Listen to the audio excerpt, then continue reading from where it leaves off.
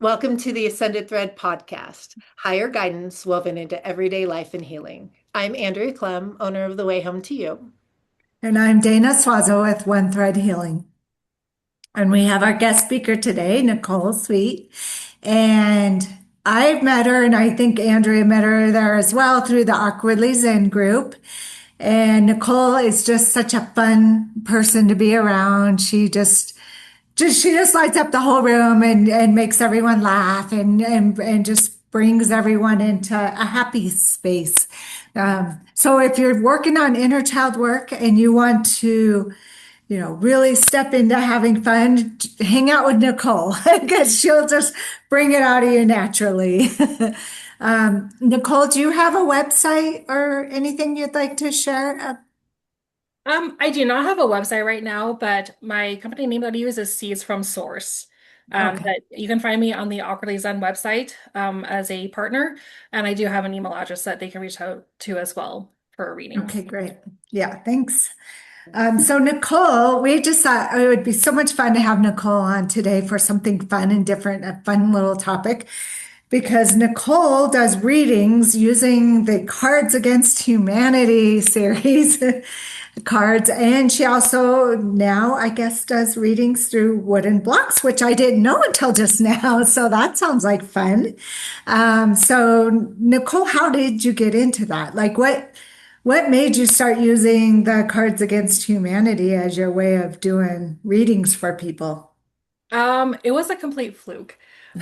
I've been reading Oracle cards for probably a little over 15 years at this point. And I started with Lenormand. I actually took a class in Kansas City, where I'm actually from.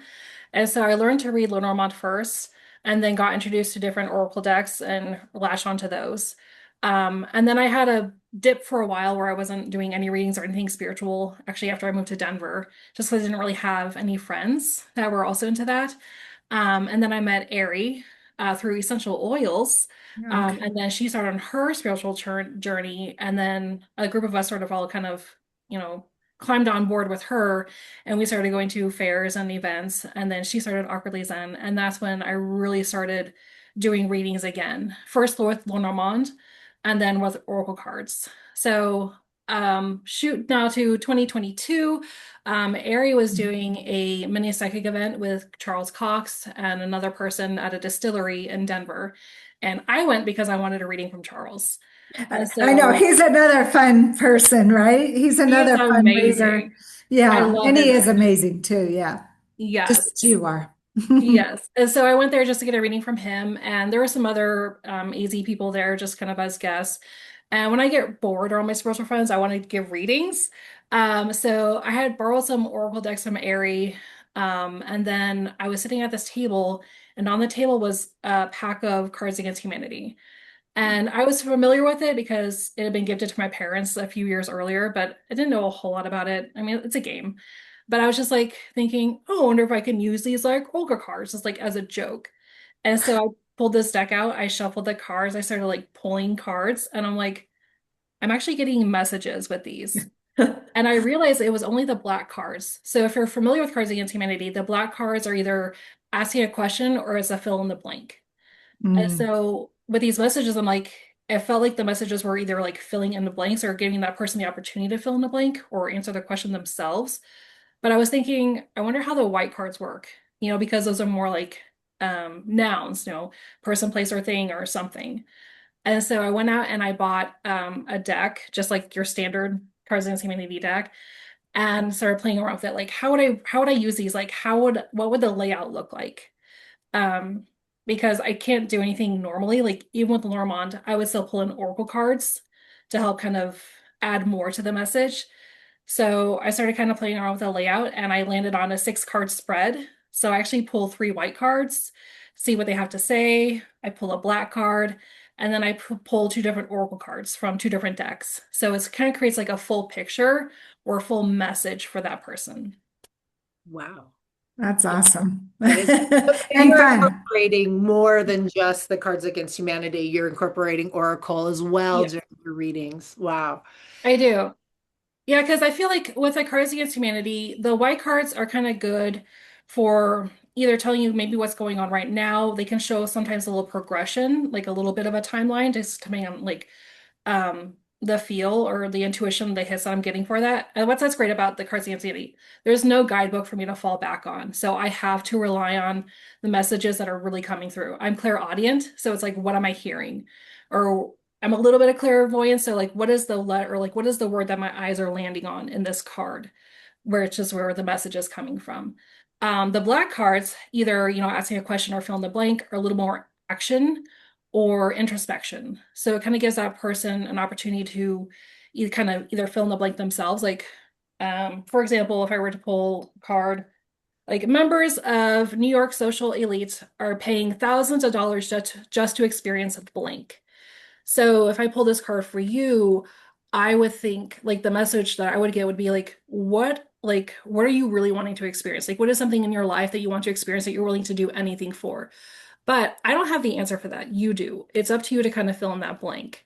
So it's giving you a little bit of either action or introspection for that message. And then the oracle cards, again, just kind of either provide more clarity or more action for them for the reading. Very cool. Well, how old were you when you realized you had these gifts, your gifts? Oh, that's a really good question. I mean, I was probably an adult, just because I was raised Catholic.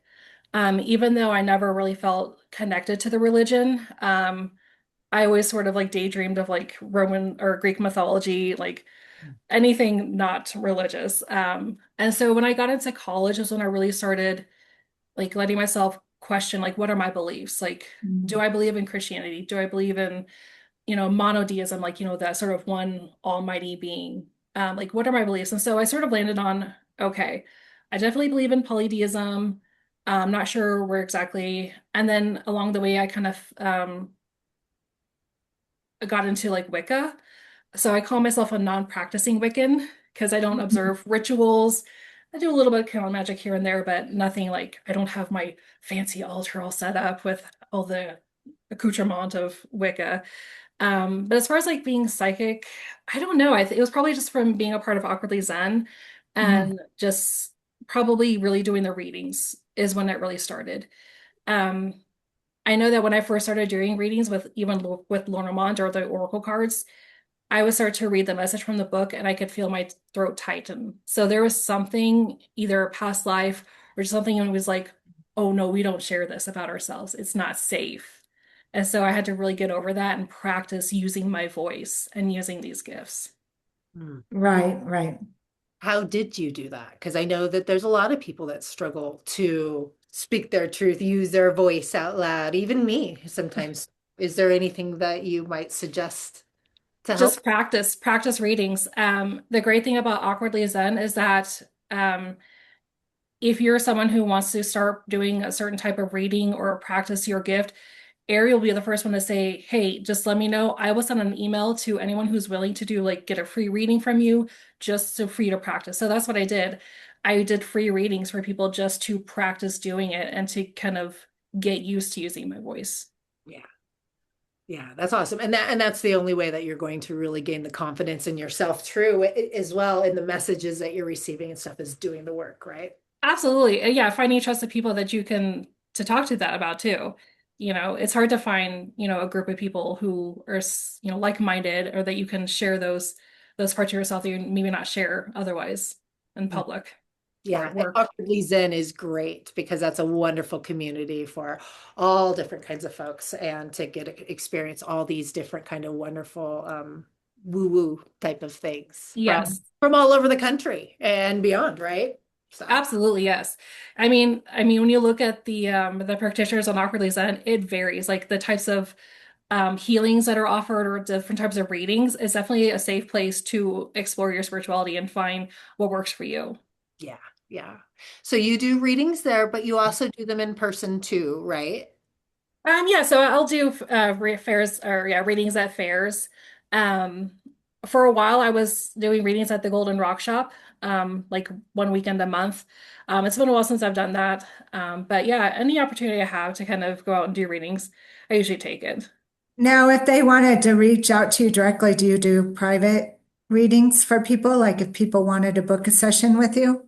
Do you do Absolutely. that? Yeah, Yeah. I can set up a Zoom meeting and we can do a reading either with Cards Against Humanity, just straight up Oracle cards. I could pull out my little wooden blocks if they wanted to kind of, see what that's like. So absolutely. And if there's someone who has like a corporate event, I actually have done a couple of corporate events. They were like client appreciation events for I think it was like a real estate company. And they had some other metaphysical, offerings there as well. I think there was someone doing like natal charts at one of them. So I wasn't like I was the lone reader. Yeah. So yeah, so but I was still using my Cards Against Humanity and the Oracle cards, and it was so much fun to see them like just like their reactions when they're like, oh wow, this is real. Like these are real messages from these really weird cards. Like some of them you're like, I don't know what you're gonna get out of this, but it always hits. Right, right. So if they did want to book with you directly, just what do you prefer? They just email you or? Yeah, just email. Okay. And we'll make sure to put your email in the comments link Perfect. section. Absolutely. Yes. So, yeah. Well, that's good. I'm glad to know you do private sessions. So Yes. Yeah, definitely. I was gonna mention to you, I know you said as an adult when you realized that like you had your gifts and stuff. I don't know if you're like me and a lot of people. I didn't come into, or I didn't fully step into my path until I was an adult. But then I kind of looked back at certain things and I'm like, oh, I was always intuitive. I just didn't know that's what it was, because like I felt like I had a lot of common sense as a kid, at a young age, like, even, I don't know, 9 or 10. And I always chalked it up to just having a lot of common sense. Well, now when I look back on it, it's like, oh no, I was intuitive. I just didn't realize that's what it was. Oh, absolutely. Like if you had asked me before my spiritual journey, like I would have told you, like I come up with genius ideas like all the time. Like there is no reason why I shouldn't be a millionaire right now with all the genius ideas that I come up with.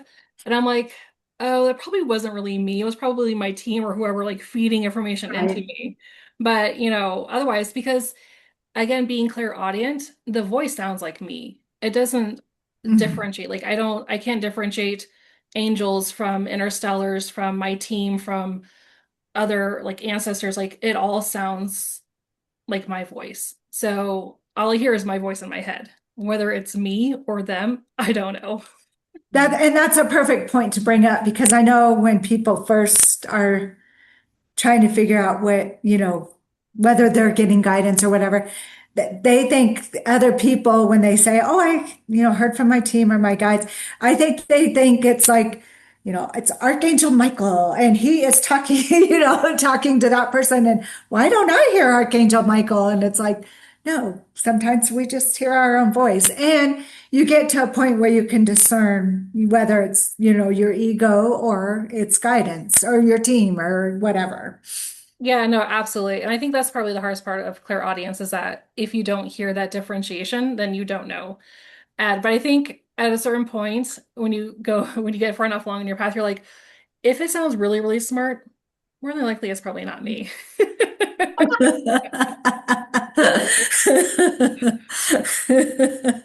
Good point. Good point. That's how I would go difference too. Yeah. Awesome. So what is there any other type of work that metaphysical type stuff that you do, mostly just intuitive readings? Mostly intuitive readings. I do make selenite wands. Mm. So I have selenite wands that I've made either with like crystal chips and like a chakra series. And most recently, the selenite wands that I got, they were thinner, so it seemed like it would be harder to like get enough chips on them. So I just started wrapping, like doing colored thread wraps like on the ends. So you still have like a safe place to hold it because selenite is very pokey. Mhm. And so that's been fun. I love doing anything kind of creative. And as you mentioned in the beginning, like I I love whimsy. So I love whimsy. I love childlike things. I like being creative. And so doing this all night once has been super fun. And then I know that in the future, I don't know what it's going to look like exactly, but there is definitely a journey as a healer for me coming. I feel like it's going to be plant-based. because I do have a desire to have a farm. I want to grow food. I want to definitely grow like, herbs and medicinals and utilize them to help people. So there's definitely something coming in the future as far as me as a healer. I just don't know what that's going to look like yet. Love it. To And you're, be determined. yes. Yes, TBD. Yay. I So, wanted to also kind of talk because I feel like this is important too. About your bringing up. You grew up Catholic, and then you kind of realize like that doesn't really resonate with me.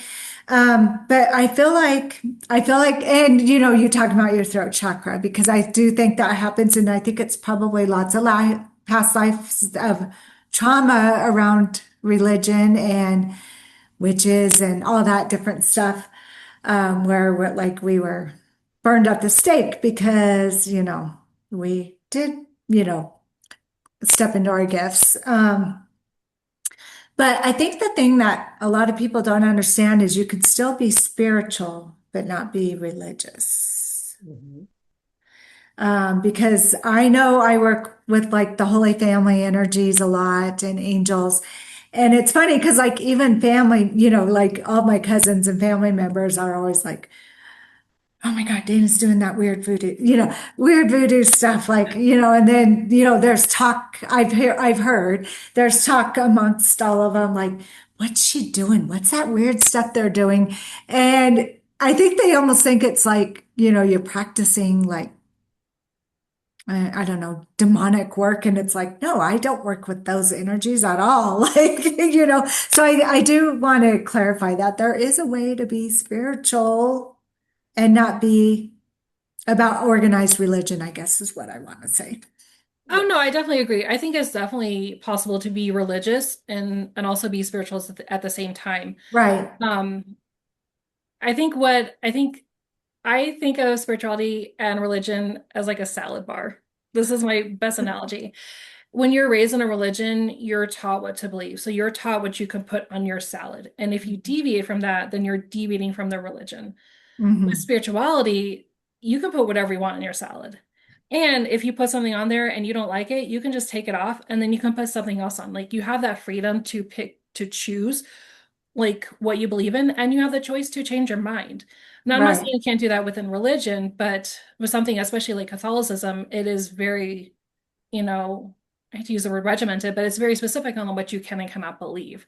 right, As right, if you wanted to be a true Catholic, right, right, which is why it's hard when they say like when you are doing like healing work or you're intuitive, they may say like, oh, well, it's witchcraft. And when they say that, we assume that they're thinking of black magic, when in reality, true witchcraft is white magic. Like anyone who's yeah, practicing black magic, I wouldn't even consider that person a true witch right, because right. that's Yeah, not what you should be exactly, practicing. exactly, Yeah, exactly. I know. Yeah, and I think I was exposed to a lot of different religions growing up, which that's awesome. I mean, which is weird, and it was in weird and different random ways. Like, like my cousins were Catholic, so I went to church with them when I would spend the night. And then I lived in a neighborhood where this bus came along and was like, "Hey, kids, jump on the bus and come to Baptist church." So we did, And then after like 2 weeks of that, I was like, "Oh my God, this is so scary. They're so scary." And so I stopped that. But I feel like I was supposed to go to, and I lived for just a school semester. I lived with a Mormon family, so I babysat the kids, and so I'd go to church. And so I think it was just guidance way of like me just being exposed to different things. And like you said, I could pick and choose, okay, from that I like this, and from that I like this, and from that I like this. And the rest just can go away. And so I think that's when I realized like, okay, we could just pick and choose, like you said, pick and choose what we like. And I don't know, I guess we were just meant to talk about this subject. It just came in. Um, but we can pick and choose what we like about each, because that's when I would go to these churches, like you said, it would be like, you have to follow this, you have to follow this practice or else you're going to go to hell. And then, Yeah. you'd go to the next one and they'd say the same thing. And I'm like, well, I don't get it. If God's all loving, then why would he make you, you know, choose this versus this? And they're all kind of teaching the same thing. They're just feeling like they're teaching something different. So, like you said, you can pick and choose what you want from each one. You can check, you know, choose certain things from Buddhism. You can check, you know, from the Jewish, you know, religion. You can choose this from Catholic, you know. Yeah. Absolutely. And I think that's actually a really neat upbringing. And I think it also I would think it would make it easier for you to connect with people from different backgrounds as well because you've been exposed Mhm. to that. So you can connect with them on a level that they may not expect from someone who wasn't necessarily raised in religion but has been exposed to it. So I think that's beautiful. Right, right. Yeah. Yeah. I don't know why. I guess we were meant to talk about that subject because it just kind of started flowing. But I was wondering, because I know you have to get back to work. I was wondering if it, well, first of all, Andrea, did you have any other questions before we asked Nicole if she would be willing to do a reading for whoever is on the call today? And it's for whoever is on this call. This message is meant for all of us. Yes, no, I'm very excited for what Okay. I say. If you're ready for it, Nicole, let's jump on in. Let's do this. Let's play. Hey. So in the spirit of fun and just, taking life by the balls, excuse my language, getting into it because we are working with these guys after all. Heck yeah. Um, so I think what I'm going to do is I'm going to pull one of the white cards from Cards Against Humanity, and we'll also pull a block, and we'll see how they work together. Okay. This will be my first time mixing the two of these together, so this will be fun. Yeah, All right. it'll be lots of So, fun. absolutely. So I'm let's just see. excited. Yeah, so let's just see what the collective needs to know at this time.